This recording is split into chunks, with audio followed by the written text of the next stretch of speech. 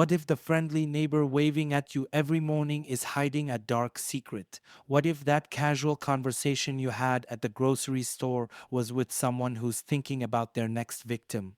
Serial killers don't come with warning signs stamped on their foreheads. They blend in.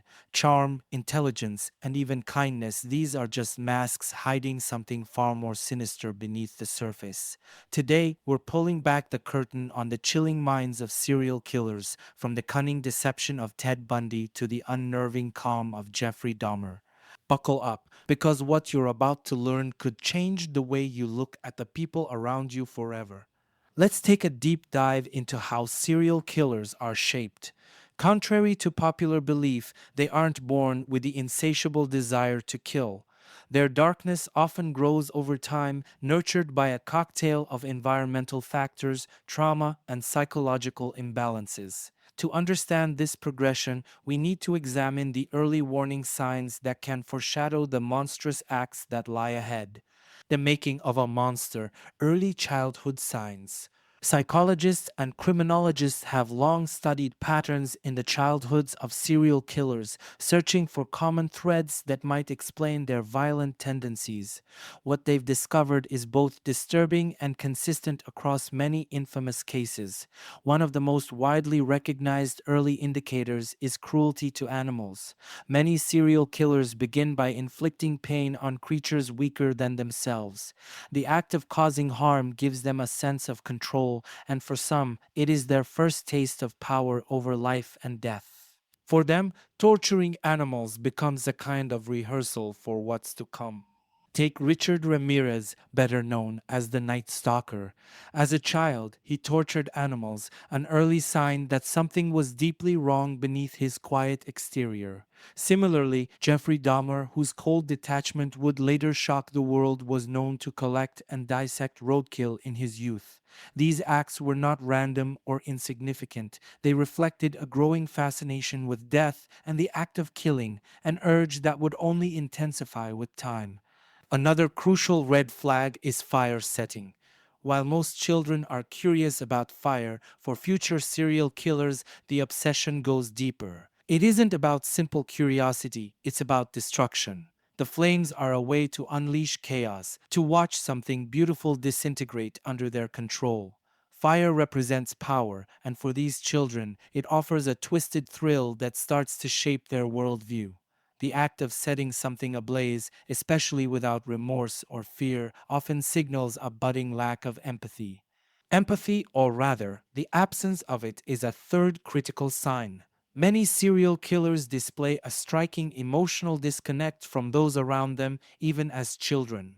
While other kids cry when they see someone in pain or express guilt when they hurt others, these future killers remain disturbingly indifferent. This lack of empathy isn't always immediately obvious. Often it only becomes apparent through their actions, such as bullying or acts of cruelty that they find amusing rather than wrong. As adults, this emotional vacancy becomes more pronounced as they fail to see their victims as human beings with feelings and lives of their own. But it's the combination of these behaviors, alongside a strange and often overlooked sign, that really begins to paint a troubling picture. The McDonald triad, also known as the homicidal triad, links three specific behaviors: cruelty to animals, fire setting, and bedwetting beyond a normal age, usually well into their teenage years. The inclusion of bedwetting might seem trivial or even unrelated, but psychologists believe that it represents a deeper emotional dysfunction, often tied to feelings of helplessness and shame. This shame, especially when coupled with a violent or abusive home environment, can plant the seeds for later aggression. Let's take a closer look at a few examples where these signs played out in chilling ways. The McDonald triad in action. Richard Ramirez, mentioned earlier for his cruelty to animals, also displayed another key element of the triad: fire setting. As a child, Ramirez experienced severe physical abuse at the hands of his father, which likely contributed to his violent tendencies. In his teenage years, he began setting fires, watching the destruction with a sense of fascination and detachment. The combination of cruelty, obsession with fire, and an unstable home life became a toxic mix that would later explode in his brutal killing spree. Another notorious case is Albert DeSalvo, better known as the Boston Strangler. DeSalvo, like Ramirez, exhibited many signs of the triad as a child. He tortured animals and set fires, but he also wet the bed well into his teenage years, a fact that many believe is connected to the abuse he suffered at home. DeSalvo's violent tendencies began with petty crime, but eventually escalated to the brutal murders of 13 women, all of whom he strangled. His behavior as a child gave early glimpses into his capacity for violence, yet these signs were overlooked until it was too late. These cases highlight an important truth. While these early warning signs don't guarantee that a child will grow into a serial killer, they are often significant predictors when combined with other factors like trauma, abuse, and neglect. What makes these individuals different from others who experience hardship is their inability to process emotions in a healthy way. Instead, they develop a need for control, for dominance, and for power over others, a need that grows stronger as they age. Psychological shifts from behavior to mindset. The transition from these early behaviors to the mindset of a killer isn't immediate. It's a gradual shift where the person's sense of reality becomes warped by their experiences. As these children grow older, their actions become less about curiosity or rebellion and more about exerting power. They learn to mask their darker tendencies, often becoming skilled at manipulation and deceit. Serial killers like Ted Bundy were masters of hiding in plain sight, charming those around them while secretly nurturing their violent fantasies. The lack of empathy deepens over time, making it easier for them to commit acts of extreme violence without feeling remorse. For some, the act of killing becomes an obsession, a way to fill the emotional void they've carried with them since childhood. This is why the early warning signs are so crucial. If we can recognize them, perhaps we can intervene before it's too late. Serial killers are not always the shadowy figures lurking in dark alleys or the reclusive loners that movies often portray. Many of them live double lives, appearing just as ordinary, if not more charming and likable than the average person. This ability to blend into society, to mask their true intentions, is one of the reasons they can evade capture for so long. It's as if they wear a mask of sanity, hiding their dark impulses behind a facade of normalcy. The deceptive mask of charm. Serial killers like Ted Bundy, one of the most notorious figures in criminal history, exemplify the terrifying effectiveness of this mask. Bundy wasn't just a killer, he was handsome, articulate, and had an easy, magnetic charm. He worked in politics, volunteered at suicide hotlines, and even had girlfriends who had no idea about his murderous urges. He was, by all appearances, the last person anyone would suspect of being a serial killer. This ability to hide in plain sight is one of the most chilling aspects of the serial killer's psychology. But Bundy's charm wasn't an accident, it was calculated.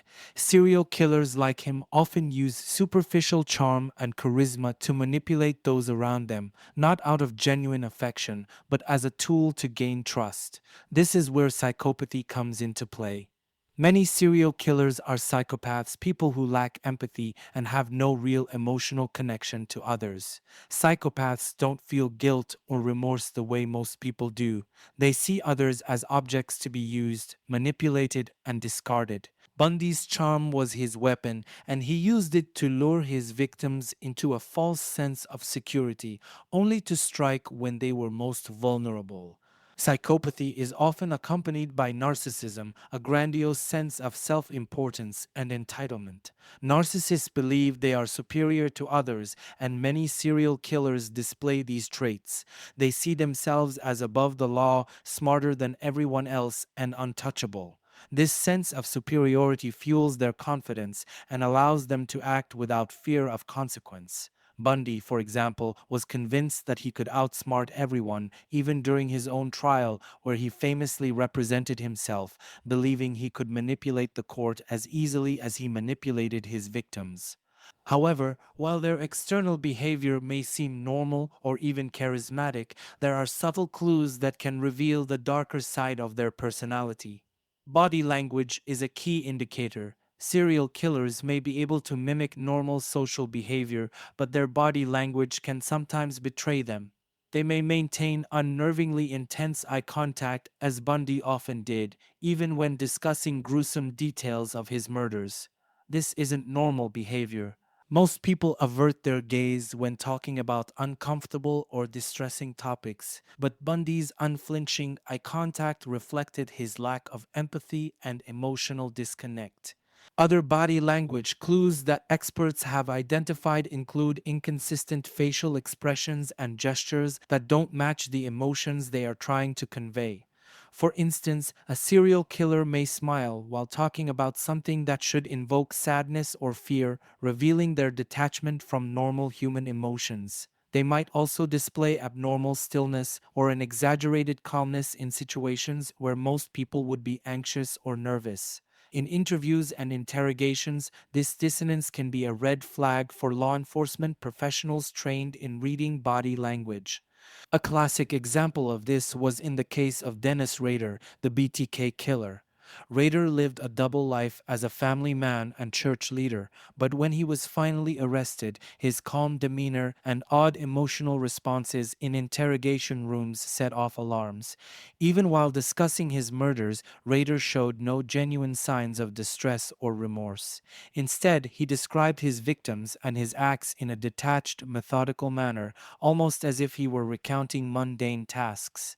His body language was relaxed, his tone even, all of which were starkly at odds with the gravity of what he was saying. This lack of emotional congruence is a hallmark of psychopathy. Serial killers often view their heinous acts as just another part of their routine. Psychopathy, the mind behind the mask. To truly understand how serial killers manage to blend in so seamlessly, we need to explore the psychology of psychopathy. Unlike individuals with other mental health disorders, psychopaths are not driven by irrational thoughts or uncontrollable impulses. Instead, they are coldly rational and calculating. They plan their actions meticulously, often fantasizing about their crimes for years before they act. For them, the act of killing is not about rage or revenge, it's about power. Power over life and death, power over their victims, and power over those trying to stop them. This mindset is what allows them to maintain such a convincing mask of normalcy. They are acutely aware of how they are perceived and adjust their behavior accordingly. When they need to charm, they can charm. When they need to appear empathetic, they can mimic empathy convincingly enough to fool those around them. It's a performance, but one they have perfected over time. Narcissism plays a significant role in this performance. Serial killers often view themselves as the center of the universe and their victims as mere pawns in their personal game. This is why many serial killers like Ted Bundy and John Wayne Gacy were able to maintain long-term relationships and appear normal in their everyday lives. They saw no contradiction between their public personas and their secret lives as killers. In their minds, they were in control, and their ability to deceive others was proof of their superiority. The inconsistencies beneath the mask. Despite their ability to mimic normal behavior, serial killers often leave small, subtle clues that something is off. These clues are not always easy to spot, but when viewed through the lens of psychopathy and narcissism, they start to make sense. Body language experts often point to microexpressions, tiny, involuntary facial expressions that can reveal a person's true emotions even when they are trying to hide them. Serial killers may flash a brief expression of contempt, boredom, or even amusement when discussing their crimes, betraying their lack of empathy. In Ted Bundy's case, his intense eye contact during interviews and trials wasn't just a sign of confidence. It was a reflection of his deep narcissism and his belief that he could control any situation. His refusal to show weakness, even in the face of overwhelming evidence against him, was part of his carefully constructed mask. Bundy believed he could manipulate everyone, from his victims to the jury, simply by projecting an air of charm and control. But even the best masks can slip. In moments of stress or when pressed for details, serial killers may show inconsistencies in their stories or display emotional responses that don't align with the situation. For instance, they might laugh at inappropriate moments or show no reaction to something that would normally provoke empathy or sadness. These inconsistencies are often the first cracks in the mask that reveal the true nature of the person beneath. The mask of sanity that serial killers wear is one of their most powerful tools. It allows them to blend into society, to charm, deceive, and manipulate those around them while hiding their true intentions. But as we've seen, there are often subtle clues, body language, emotional incongruities, and a lack of genuine empathy that can reveal the darkness lurking beneath the surface. The more we understand about psychopathy and narcissism, the better equipped we are to recognize these signs before the mask slips completely. When serial killers speak, their words often reveal far more than they intend. While they may attempt to maintain control over the conversation or project an image of normalcy, the language they use offers chilling glimpses into their true nature. Whether they are speaking casually about their horrific acts or crafting cryptic messages to toy with authorities, their communication patterns can expose a deep disconnect from human emotion and morality. This detachment, along with their manipulative tendencies, is often the key to understanding their mindset. The chilling calm of detachment. One of the most unnerving aspects of serial killer interviews is the detached, almost mechanical way in which they discuss their crimes. Take Jeffrey Dahmer, for example. In interviews following his arrest, Dahmer spoke about his murders with a level of calm that left both interviewers and the public unsettled. He described his grotesque acts of murder, dismemberment, and cannibalism as if he were recounting an everyday task, devoid of any remorse or emotional weight. This kind of detachment is a hallmark of psychopathy. Serial killers like Dahmer are often emotionally numb, incapable of connecting with the gravity of their actions. They don't speak about their victims as people with lives and families. Instead, they discuss their crimes in a matter of fact manner, as if they were simply going through the motions of something routine. Dahmer famously explained how he would drug his victims before killing them, not with passion or rage, but with a disturbing indifference. His choice of words, the lack of any emotional inflection, and his almost clinical descriptions of his murders revealed a mind completely disconnected from the human consequences of his actions. Contrast this to someone like the Zodiac Killer, who communicated in a completely different way. The Zodiac didn't just kill his victims, he took pleasure in taunting the police and the public with cryptic letters, sending ciphers and coded messages that mocked law enforcement's inability to catch him. While Dahmer's speech patterns were flat and emotionless, the Zodiac's language was calculated, designed to exert control and superiority over those trying to hunt him down. His letters were full of grandiose statements, riddles, and cryptic phrases, all meant to show that he believed he was smarter and more powerful than the authorities. In both cases, the communication style reveals a fundamental truth about serial killers. They don't view their victims or the world around them in the same way the rest of us do. For Dahmer, his victims were little more than objects to satisfy his twisted fantasies. For the Zodiac, they were pawns in a game of cat and mouse, tools to inflate his ego and demonstrate his intellectual dominance. Language of control and manipulation. Serial killers, particularly those with psychopathic tendencies, often use language to manipulate, control, and distort reality. They may try to dominate conversations, twisting words to suit their narrative and manipulate their listeners. This can take on many forms, from feigned politeness to outright lies. They are skilled at presenting themselves as calm and in control, even when discussing the most heinous acts. Ted Bundy, for instance, was a master manipulator. In interviews, Bundy frequently denied his crimes, insisting on his innocence while spinning intricate stories designed to confuse and mislead. He used charm, eloquence, and well crafted lies to manipulate those around him, both before and after his arrest. His speech was smooth, calculated, and always aimed at maintaining his image as a well mannered, intelligent man, a stark contrast to the brutal murders he committed. This manipulation extended to his trials, where Bundy acted as his own defense attorney, using legal jargon and sophisticated language in an attempt to sway the jury in his favor. Serial killers are not simply detached from their actions, they often craft narratives that put them in positions of power and control. Whether it's taunting the police with cryptic messages or manipulating others through their speech, they use language as a weapon.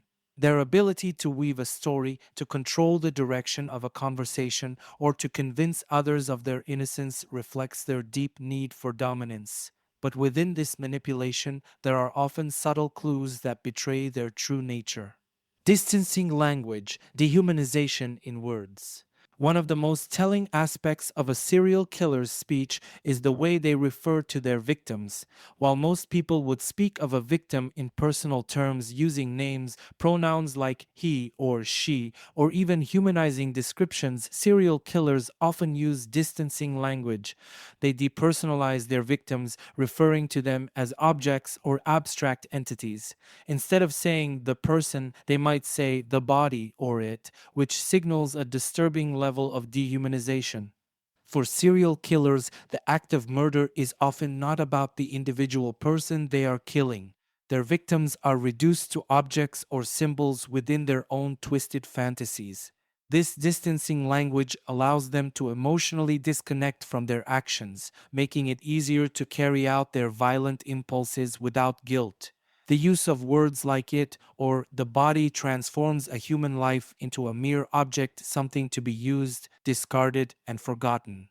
This dehumanization can be seen in many infamous killers. When Jeffrey Dahmer spoke about his victims, he rarely referred to them by name. Instead, he described them in terms of their physical characteristics or the role they played in his twisted rituals. In one interview, Dahmer coldly stated, "It became a compulsion to do it, more than an emotion.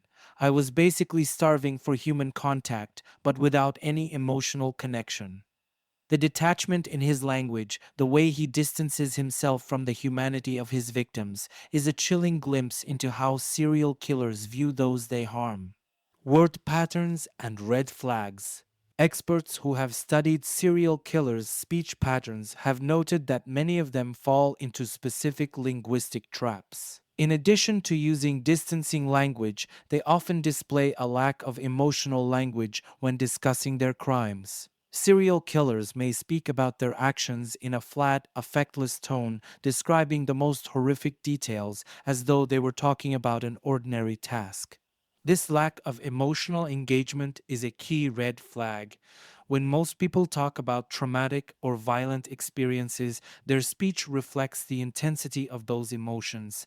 There might be pauses, hesitation, or a visible struggle to find the right words. Serial killers, on the other hand, often show no such struggle. They talk about murder with the same detachment someone might use to describe their daily routine. This dispassionate tone is a clear indication of their inability or unwillingness to connect with the emotional weight of their actions. In contrast, killers like the Zodiac show a different kind of speech pattern, one that highlights their need for control and superiority. The Zodiac's letters were filled with cryptic language, mocking law enforcement and reveling in the confusion he caused. His tone was taunting, condescending, and arrogant, signaling his desire to assert dominance over both his victims and the authorities. The language was calculated, meant to frustrate and puzzle, all while boosting his own ego. These contrasting styles of communication, whether detached and unemotional or cryptic and taunting, reveal a deeper truth about serial killers. They are driven by a need for control. Whether it's controlling the narrative, manipulating their victims, or playing mind games with the police, their language reflects their desire to dominate those around them. Serial killers don't just reveal themselves through their actions, their words are often equally telling. From the chilling detachment of killers like Jeffrey Dahmer to the cryptic taunts of the Zodiac, their communication patterns expose a mind that is disconnected from the empathy and morality that guides most people's behavior. The way they speak, whether it's through distancing language, flat affect, or manipulative charm, offers crucial insights into their psychology. By understanding these patterns, we can begin to see the red flags that often go unnoticed until it's too late. Serial killers often exhibit a profound emotional detachment that sets them apart from even the most hardened criminals.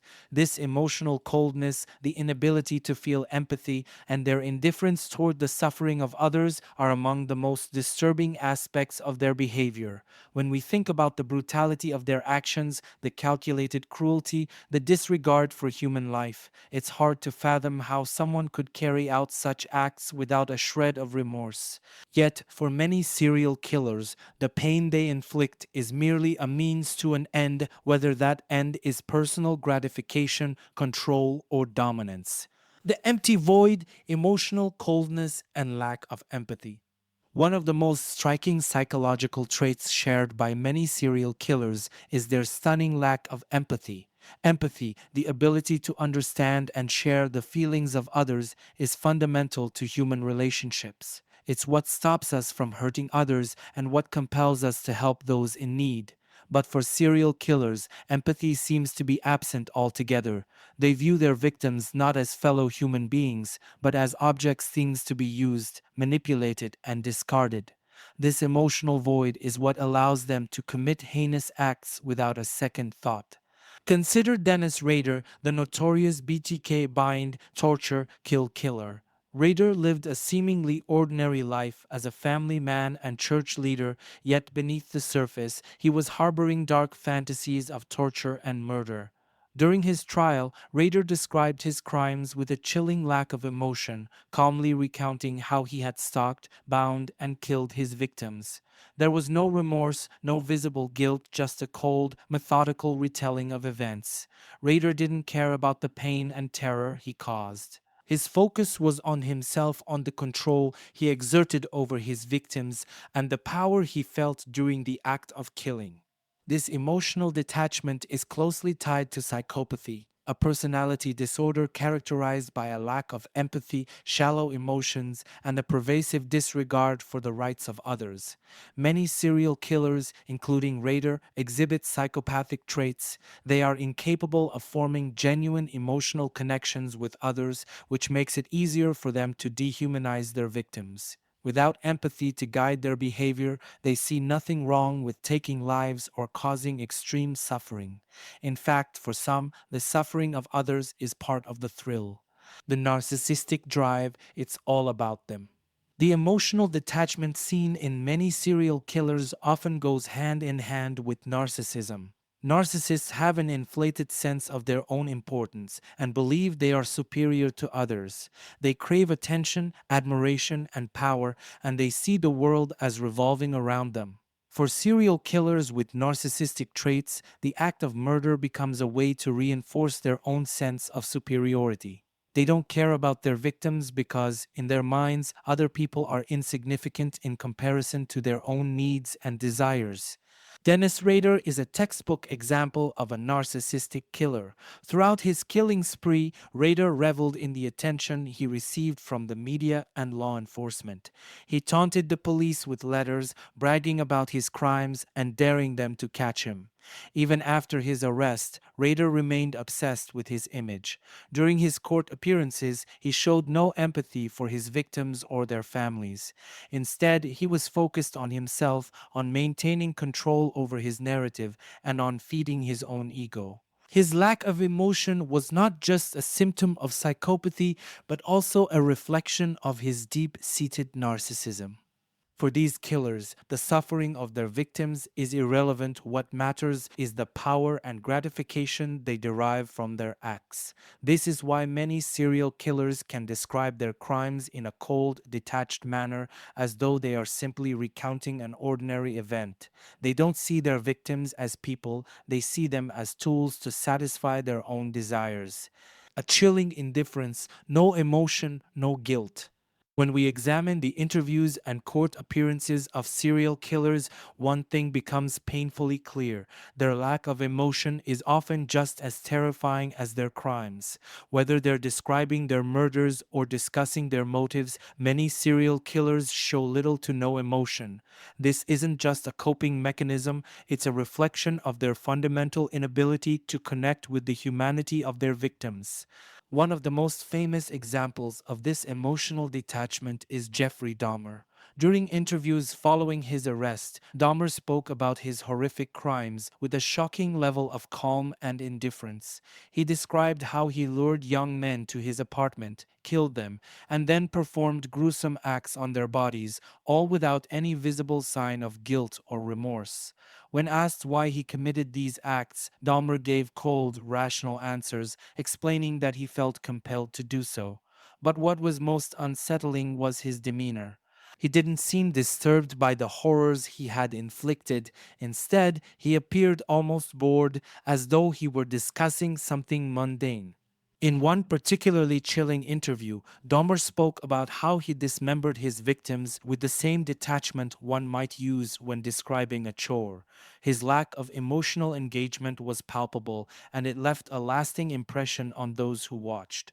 For Dahmer, the suffering of his victims was irrelevant. What mattered was fulfilling his own twisted fantasies. His boredom while recounting these brutal acts was a clear indication of just how deeply detached he was from the emotional impact of his actions. This lack of emotion is often a red flag for investigators and psychologists. In normal circumstances, people who have committed violent acts or even those who have witnessed violence tend to show signs of emotional distress. They may exhibit guilt, shame, or fear, but serial killers like Dahmer and Rader show none of these emotions. Instead, they speak about their crimes in a detached, matter of fact tone, as though they are completely disconnected from the human suffering they've caused. Enjoyment of suffering, the darkest aspect of emotional detachment. For some serial killers, emotional detachment goes even further. Not only do they lack empathy for their victims, but they also take pleasure in the suffering they cause. This is often seen in sadistic killers who derive gratification from inflicting pain and terror on their victims. For these killers, the act of murder isn't just about taking a life, it's about experiencing the thrill of power and control over another human being. One of the most notorious examples of this is David Parker Ray, also known as the Toy Box Killer. Ray kidnapped, tortured, and murdered numerous women, all while recording his sadistic acts. In audio recordings recovered by police, Ray can be heard gleefully describing the pain and suffering he inflicted on his victims. His complete lack of empathy, combined with his enjoyment of others' suffering, made him one of the most sadistic killers in history. For Ray, the act of murder was about more than just taking a life. It was about relishing the power he held over his victims. This sadistic enjoyment of suffering is one of the darkest aspects of serial killer psychology. It goes beyond mere emotional detachment and reveals a deep seated desire to dominate and control others. For killers like Ray, the suffering of their victims is not just a byproduct of their crimes, it's the goal. At the heart of many serial killers is a hollow core, a profound emotional detachment that allows them to commit acts of unimaginable cruelty without remorse or guilt. Whether driven by psychopathy, narcissism, or sadism, these killers lack the empathy that defines human relationships. Their cold, emotionless demeanor in interviews and courtrooms reveals a chilling truth. They are completely disconnected from the humanity of their victims. For them, murder is not a moral or emotional issue. It's a way to assert control, satisfy their desires, and reinforce their own superiority. This lack of empathy is what allows them to kill again and again without ever feeling the weight of their actions. For many serial killers, the act of murder is not simply about violence or even gratification, it's about control. The need to dominate, to assert power over others, is often at the heart of their actions. This obsessive need for control manifests not only in their crimes, but also in their personal relationships, their interactions with others, and even in the way they manipulate the public and law enforcement. For these individuals, it's not enough to take a life. They need to feel superior, untouchable, and in complete command of the situation. Control as the ultimate thrill. Serial killers frequently derive their sense of power from exerting control over their victims. From the moment they target someone, the killer is playing a game where they hold all the cards. This dynamic is often what separates a serial killer from other violent criminals. It's not just the act of murder that excites them, it's the control they have over their victim's life and death. Every moment leading up to the killing is meticulously planned, and every step of the process feeds their need for dominance. This need for control often begins long before the actual murder. Many serial killers engage in stalking behaviors, studying their victims, learning their routines, and calculating the perfect moment to strike. They take pleasure in the knowledge that, while their victim is going about their day unaware, they are already marked for death. It is this feeling of control that fuels their fantasies and drives them toward the act of killing. Once they have their victim in their grasp, the power dynamic becomes even more apparent. Whether through physical restraint, psychological manipulation, or sheer terror, serial killers take complete control of their victims, reducing them to helpless objects. For killers like Ted Bundy, the act of murder was as much about the domination and humiliation of his victims as it was about the act itself. He controlled not just their bodies, but their minds, manipulating their fear and despair for his own pleasure. The Zodiac Killer, a game of superiority. Few serial killers embody this need for control more than the Zodiac Killer.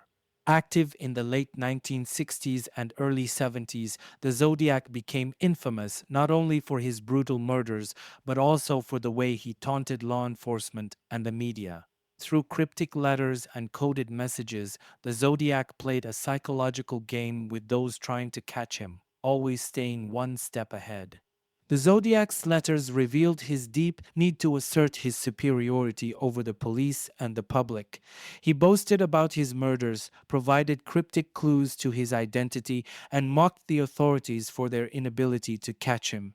For the Zodiac, the game was not just about killing, it was about proving that he was smarter than everyone else. He relished the media attention, knowing that with every unsolved cipher, his legend grew stronger. What made the Zodiac's need for control so disturbing was the way he used his murders to manipulate those around him. He deliberately created an atmosphere of fear and paranoia, using the media as his mouthpiece to spread terror across Northern California. By controlling the narrative around his crimes, the Zodiac ensured that he remained in the spotlight, a ghostly figure always out of reach. Even today, with the case still unsolved, the Zodiac's sense of superiority lingers, his identity a mystery that continues to haunt investigators. Manipulation and power games in everyday life. The need for control isn't limited to a serial killer's interactions with their victims or the police. It often extends into their everyday relationships and social interactions. Many serial killers are master manipulators, skilled at controlling the people around them to suit their needs. They are often described as charming, persuasive, and confident qualities that allow them to manipulate others without raising suspicion. Ted Bundy is a prime example of this. Bundy was able to manipulate not only his victims, but also the people in his personal life. He had girlfriends, friends, and colleagues who never suspected that he was capable of such violence. Bundy's charm and intelligence allowed him to control the narrative around his life, presenting himself as a normal, well adjusted individual while hiding his true nature. Even during his trial, Bundy attempted to maintain control by acting as his own defense attorney, using his legal knowledge to manipulate the court proceedings. Serial killers often seek out positions of power in their everyday lives. Some, like Dennis Rader, the BTK killer, hold leadership roles in their communities. Rader was a church president, a Boy Scout leader, and a compliance officer, all positions that gave him authority over others. This need for control extended beyond his killings. Rader's public life was carefully constructed to reinforce his sense of power and superiority. In his mind, he was not just a killer, he was someone who deserved respect and admiration from those around him.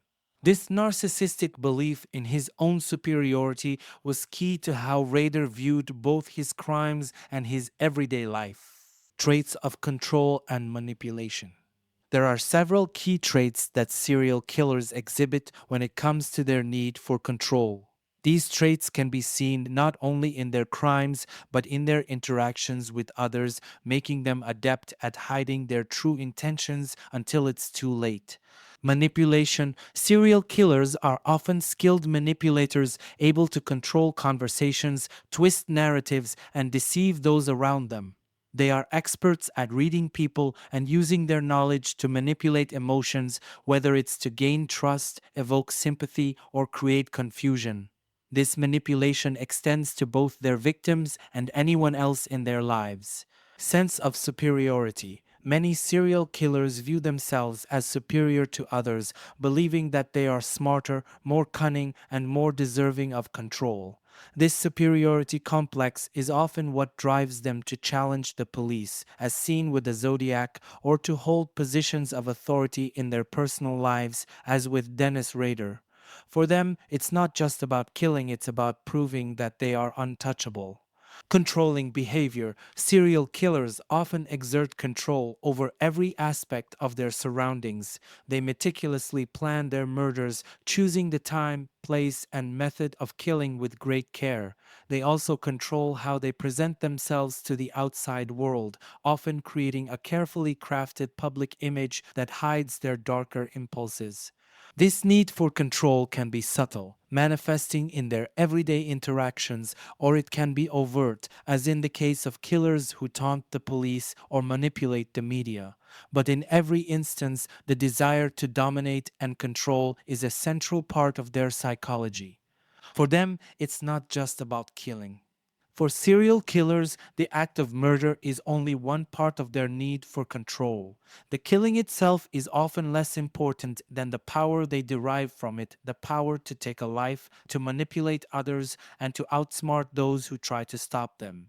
This is why many serial killers continue to engage with the media, the police, and the public long after their crimes have been committed.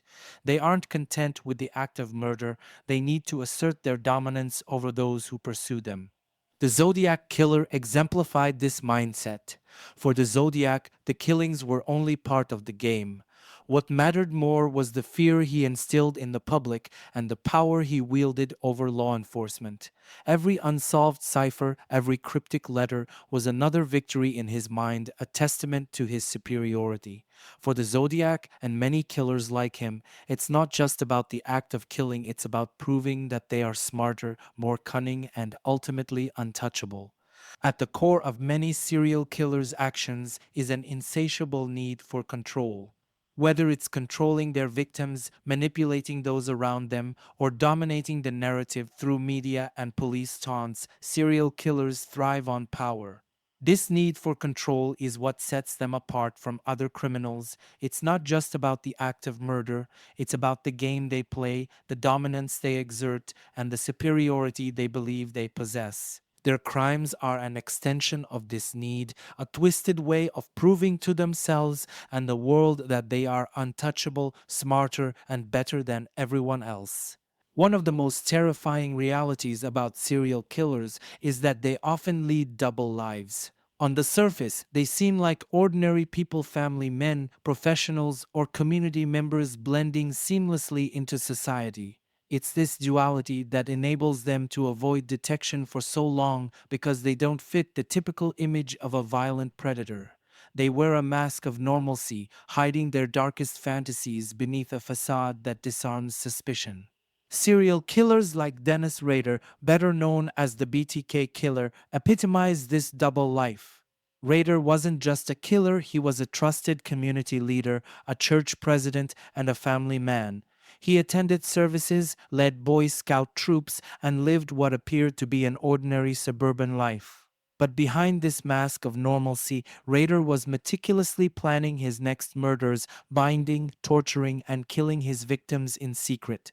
His ability to compartmentalize his life, presenting himself as an upstanding citizen while indulging in his violent fantasies, allowed him to evade capture for decades.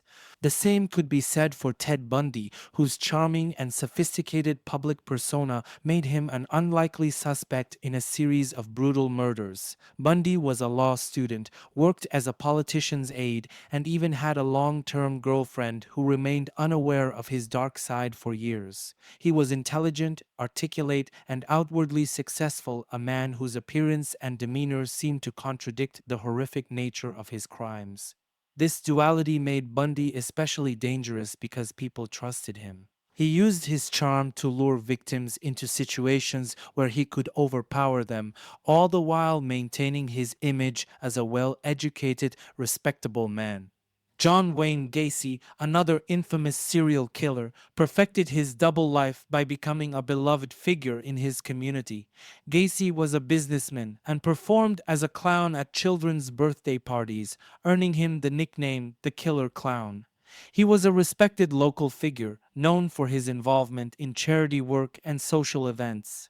But behind this mask of joviality, Gacy was abducting, torturing, and murdering young men, burying many of their bodies beneath his home.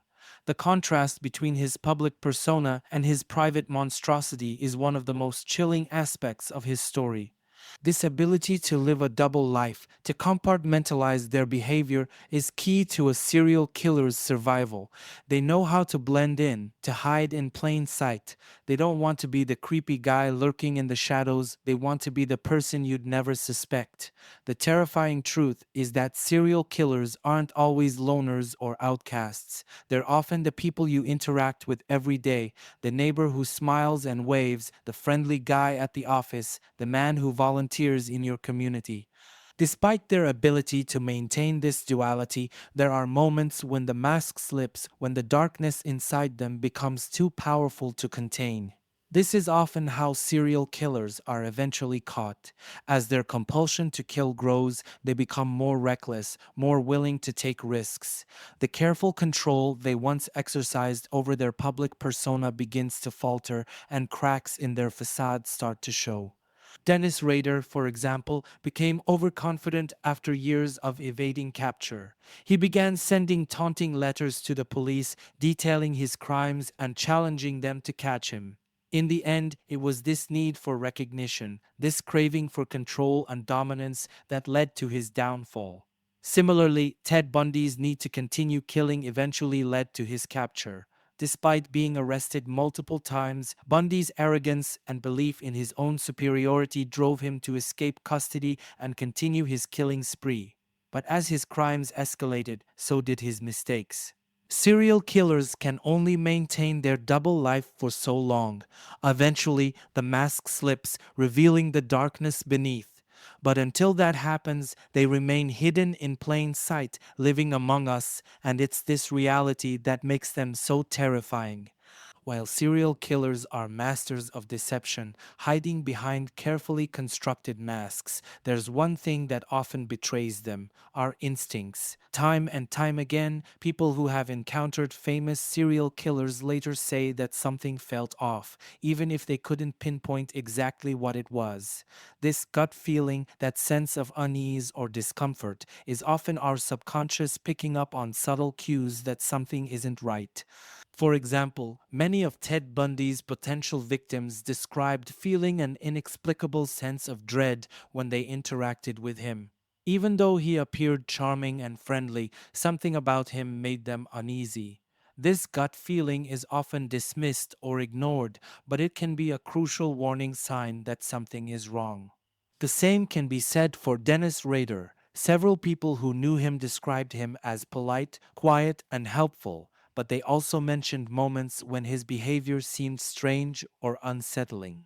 These subtle red flags, the moments when the mask slips, even for a second, are often the key to recognizing a danger that isn't immediately obvious. It's important to trust your instincts when something feels off, even if you can't explain why. Our gut feelings are often sharper than we realize, picking up on inconsistencies in behavior, body language, or tone. Serial killers may be experts at hiding, but they can't always suppress the truth of who they are. Of course, this doesn't mean jumping to conclusions or assuming the worst in every situation. But if something feels wrong, if a person's behavior sets off alarms in your mind, it's worth paying attention. Sometimes those subtle signals are all that stand between you and a potential danger.